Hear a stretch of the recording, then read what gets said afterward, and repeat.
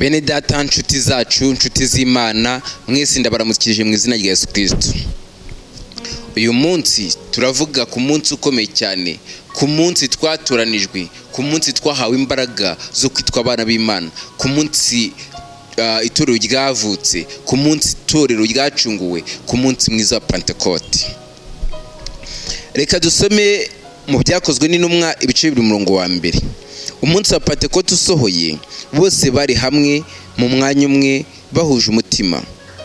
Nuko umuriri ubatungura uvuye mu ijuru, umeze nk'umuyaga uhuha cyane, ukwira inzu bari bicayemo. Haboneka indimi zigabanije zisa n'umuriro, ururimi rujya ku mutwe wese wo muri bo.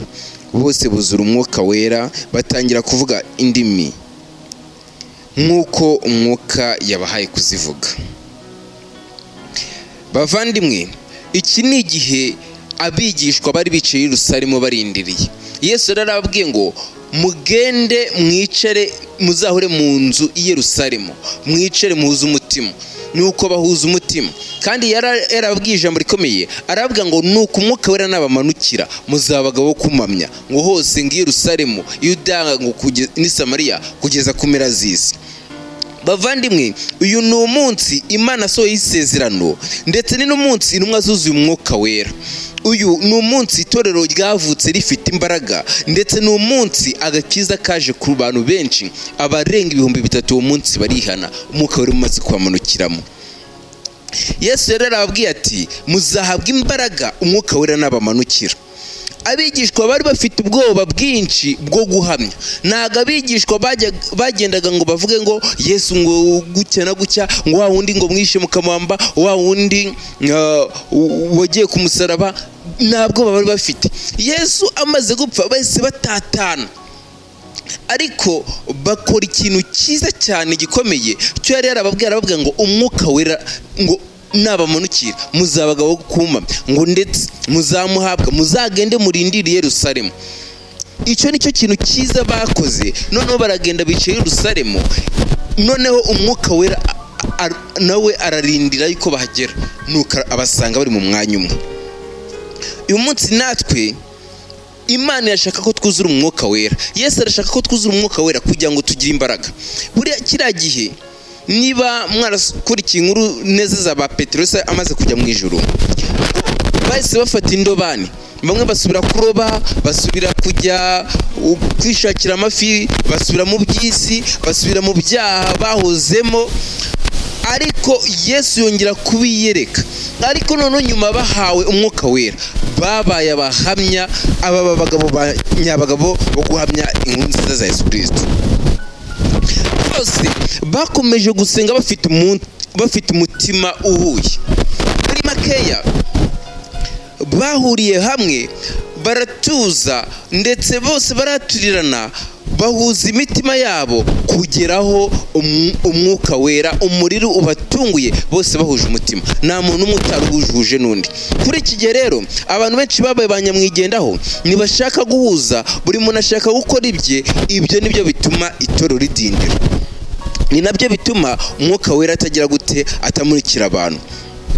Ubundi twebwe icyo dusabwa n'iki nk'abanyetorero, nk'abakozi b'Imana? Turasabwa kuba umwe muri Yesu Kristo, tukaba turi mu itorero duhuje, turi umwe, ndetse tukaba dusenga, ndetse tukaba dutegereje Imana kira ko igitangaza nk'uko yabidusezeranije. Imana nibikubwira ati mwana wanjye nzagukorera iki ngiki, rindira kugira ngo izagikore nk'uko kigusezeranije.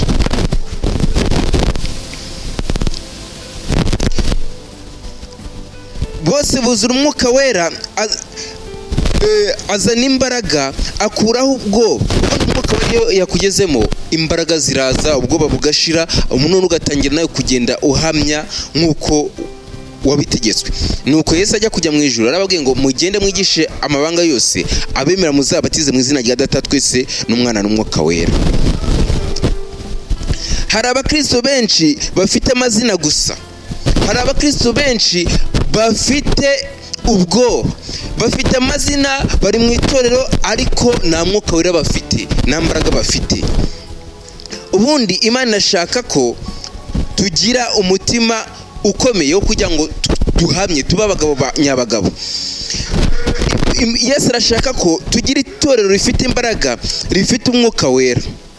Yesu arashaka ko tuba abakozi badasiganwa, ahubwo tugenda twese duhuje. Abantu bafite ubuzima bwera, bafite umwuka wera, baba bafite umucyo muri Yesu Kristo, ndetse abo ngabo ntago bajya bapfa.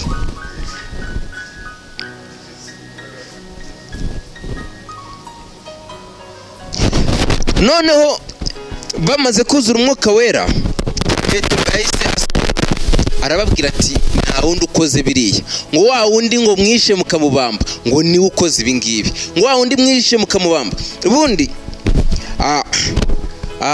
bariya bagabo bose b'i Galilaya n'i Yerusalemu bose bari bateranye baje kureba abigishwa ba Yesu, baravuga bati ariko se bariya si basaze? Ese ngo ntibasinzihira? ngo ariko ngo bakomeza kunyunyuza, bakomeza kumviriza, bakomeza kuzura nabo umwuka agenda bafata. Ariko noneho nabo baribaza ati none se kuki bavuga indimi z'iwacu? ngo ariko ngo Petero ngo noneho kuko amaze kuzura umwuka wera ngasohoka ashize amanga ntabwo bafite. Arababwira ati bagabo bene data, ntago twashinzira nkuko mubitekereza, ngaho burya mwishe mukabamba n'ukoze ibi ngibi. ngo nuko nabo bahera ko buzura umwuka wera, bagira imbaraga, bumva noneho bakeneye kubwira abantu inkuru nziza za Yesu Kristo. Noneho ngo icyo gihe ngo abantu 3,000 bose bahita bihana. Haleluya! ubu ndanafashijwe cyane, mbonye undi mupasitori mu kanya ndaje mwakire. Pastor Imana iguha umugisha cyane. Ubundi iyo umwuka wera akugezemo, akakugeramo, bitari biturimo by'iminsi ya Pentecote n'ikindi gihe cyose, umwuka akakugeramo, ubusambanyi burahunga, ubujura burahunga, ugasigara uniyukama muri Yesu Kristo. ngo ubundi iyo umuntu ari muri Yesu Kristo abaye cyaremwe gishya, ibya kera byose babishije, nta busambanyi, nta bujura, nta bindi byo kubazwa. Ibyaha wakoze byose utarakizwa ntacyo ubazwa, kuko uba watangiye kubabarirwa. Ese dukeneye kuzura umwuka wera? Ese ukeneye kuzura umwuka wera? Turasabwa kurindira tukajya mu mwanya umwe kugira ngo natwe duhabwe umwuka wera nk'uko Yesu Kristo yadusezeranije.